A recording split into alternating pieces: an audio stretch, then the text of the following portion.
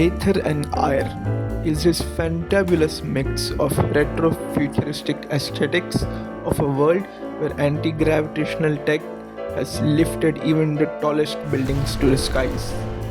The game blends this deco-punk look of its alternate 1930s metropolis with the old hard grit of a detective noir where there's danger lying behind every corner. You get to live this world through the eyes of a dame called Gia Randazzo, a smuggler of some merit, as she tries to win back her reputation, now tarnished by a job gone wrong. As Gia starts climbing the underworld ladder once again, she stumbles right into the deep end, into a web of dark secrets lurking behind the floating metropolis. As the unraveling of this web of secrets begins, you, the player, are to help her through this journey. You will encounter everything from high speed chases, villainous plots, to political intrigue, in a world where there are no easy answers to be found. The game takes place in the Lowers, a place encapsulated by gigantic floating city islands, ruled by power hungry individuals holding the moniker of barons, each one proving to be worse than the other in their own devious and heinous ways. This dystopia isn't just a static backdrop like in many games, but a living, breathing environment that shapes every action and quest in your journey. You will get to explore the back streets of these cities, dive into their seedy underbellies, and all the while marveling at the stunning metropolitan art and architecture. You will meet many characters that will help you peel back and see through the many layers of power and greed that surround each island. One thing you will realize soon enough is that the streets of New York are unforgiving, especially without reliable backup. Among the people you meet, you will find many new friends and even some old rivals. Your actions will decide whether they end up part of your crew or as bitter enemies. Amongst those you recruit, you will get to follow their stories from their various walks of life, each one armed with a different range of talents that will make all the difference when stuck in a tight jam. But enough of the story and world building.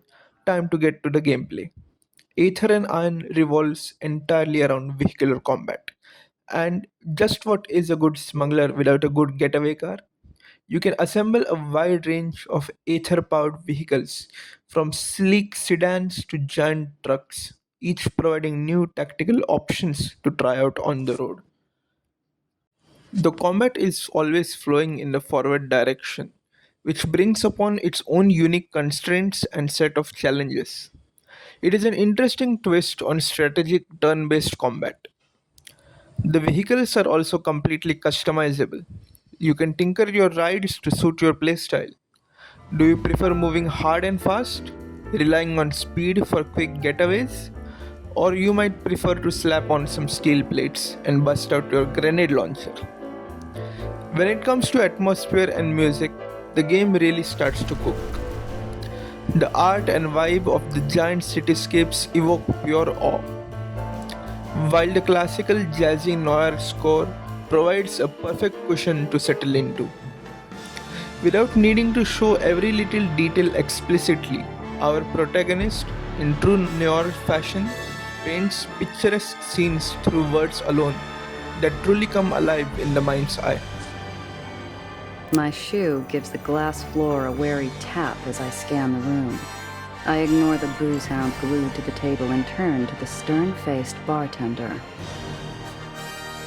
Coming to the technical side of things, this game features a constantly moving backdrop during combat segments, which may cause motion sickness for some players. Fortunately, the developers have included an option to adjust this. You can change the combat road speed to slow speed in the options menu to make the experience more comfortable. I only wish there was an even slower, very slow option, but I managed and didn't encounter much of an issue due to this. As for the pacing I would say is just right. for this style of story, with its thick air of suspense and ever present mysteries to uncover.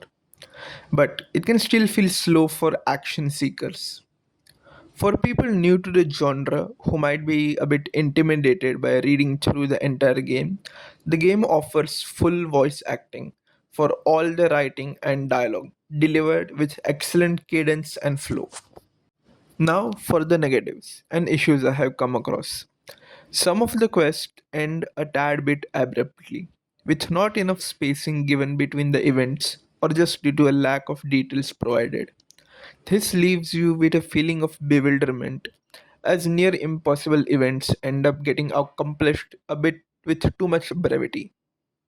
The UI elements and buttons also don't feel snappy when you click on them, nor do their hitboxes always align properly when you mouse over them. The 3D car models also load very slowly in the repair shops. And that's about all the nitpicks I have for this game. In conclusion, Aether and Iron is an absolutely fantastic game, especially for fans of narrative driven RPGs and noir storylines like Max Payne, The Wolf Among Us, and The Dresden Files.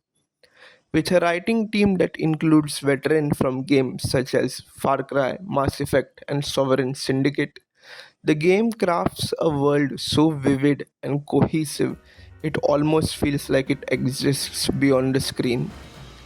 Despite being made by a small indie team, Aether and Iron manages to punch above its weight class.